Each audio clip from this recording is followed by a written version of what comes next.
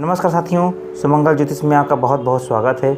सुमंगल ज्योतिष की इस एपिसोड में मैं आपको शिव महापुराण की रुद्र संहिता के विषय में जानकारी दूंगा और उसी की कथा यहाँ पर आपको सुनाऊंगा। ये कथा जो है ऋषिगणों की वार्ता से प्रारंभ होती है कि विश्व की उत्पत्ति, स्थिति और लय आदि के एकमात्र कारण भगवान जो शिव है, गिरिराज कुमारी उमा के पति हैं, जिनकी कीर्ति का कोई अंत नहीं है, जो माया के आश्रय होकर भी उससे दूर है तथा जिनका स्वरूप दुर्लभ है। मैं उन भगवान शंकर की वंदना करता हूँ जिनकी माया विश्व की सृष्टि करती है। जैसे लोहा चुंबक से आकर्षित होकर उसके पास ही लटका रहता है, उसी प्रकार ये सारे जगत जिसके आसपास ही भ्रमण करते हैं, जिन्होंने इन प्रपंचों को रचने की विधि बताई है, जो सभी के भीतर अंतर्यामी रूप से विराजमान है। मैं उन भगवान शिव को नमन करता हूँ और उनके विषय में ऋषि सूत जी क्या बोले हैं उनके विषय में आपको बताता हूँ। अब आप हमसे भगवान शिव व पार्वती के परम उत्तम व दिव्य स्वरूप का वर्णन कीजिए। ऋषि बोलते हैं भगवान सूत जी से, कहते हैं, सृष्टि की रचना से पूर्व सृष्टि के मध्यकाल व अंतकाल में महेश्वर किस प्रकार और किस रूप में स्थित होते हैं, इसके विषय में बताइए। सभी लोगों का कल्याण करने वाले भगवान शिव कैसे प्रसन्न होते हैं, इसके विषय में बताइए।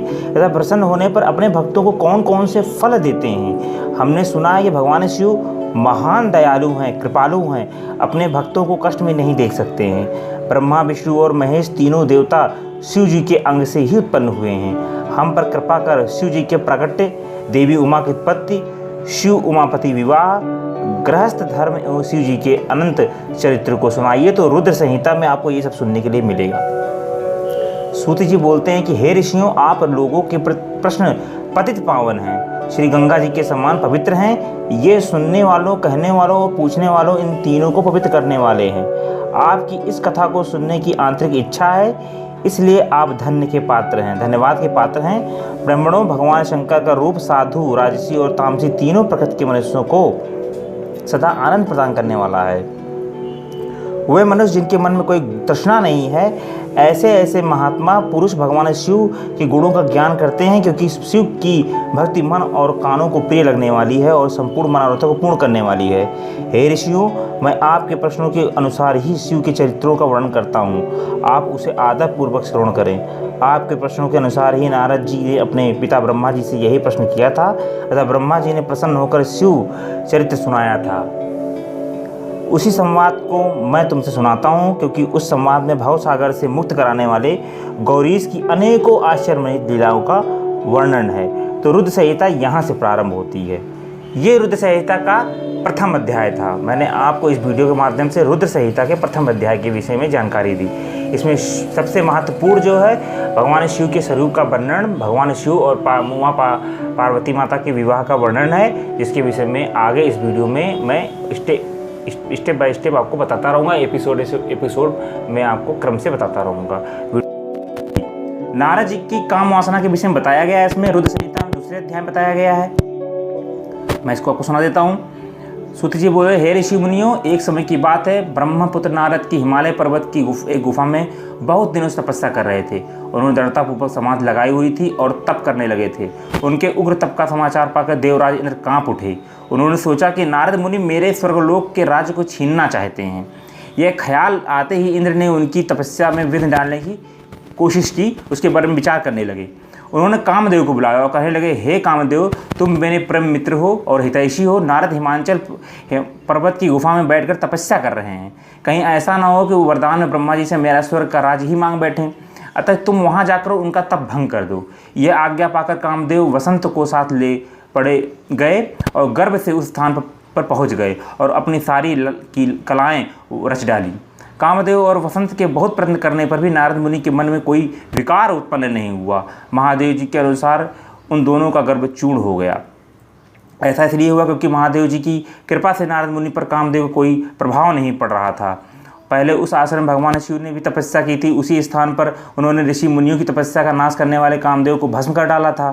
कामदेव को भस्म देखकर उनकी पत्नी रति ने बिलखते हुए भगवान शंकर से उनके जीवित करने की प्रार्थना की थी तथा सभी देवता भी शिव जी से प्रार्थना करने लगे थे। भगवान महादेव जी ने कहा था कि कुछ समय पश्चात कामदेव स्वयं जीवित हो जाएंगे, किंतु इस स्थान पर और उसके आसपास जहाँ तक भस्म दिखाई देती है वहाँ तक की पृथ्वी पर कामदेव की माया और काम बाण का कोई प्रभाव नहीं पड़ेगा। इस प्रकार उस स्थान से कामदेव लज्जित होकर वापस लौट आया।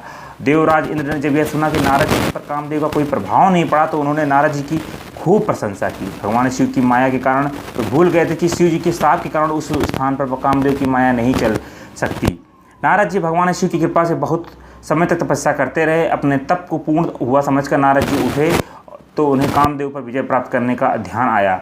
तब उनके मन में इस प्रकार का घमंड हुआ कि उन्होंने कामदेव पर विजय प्राप्त कर ली है। इस प्रकार अभिमान से उनका ज्ञान नष्ट हो गया।